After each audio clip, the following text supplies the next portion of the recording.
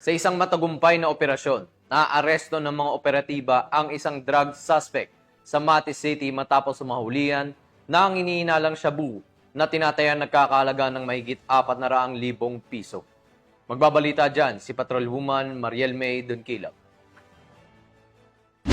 Arestado ang isang drug personality sa isinagawang operasyon ng mga operatiba ng Mati City Police Station, katuwang ang iba't ibang unit ng Davao Oriental Police Office noong Agosto 1 taong kasalukuyan sa Barangay Don Martin Marundan, Mati City, Davao Oriental. Kinilala ang suspect na si alias Neil, 37 anyos, isang laborer at residente ng nasabing lugar. Nasamsa mula sa suspect ang tinatayang 60 grams ng hinihinalang shabu na may halagang 408,000 pesos, hand fragmentation grenade, ilang drug paraphernalia at buy-bust money. Ang suspect ay naharap ngayon sa kasong paglabag sa Republic Act 9165 o ang Comprehensive Dangerous Drugs Act of 2002 at RA 9516 o ang Unlawful Possession of Ammunition and Explosives.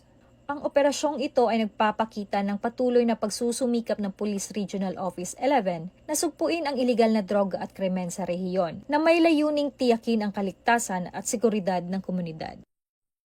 Mula dito sa Rayon 11, ako ang iyong PNN correspondent, Patrolwoman Mariel May Dunkilab, alagad ng batas, taga-taguyod ng Balitang Pulis.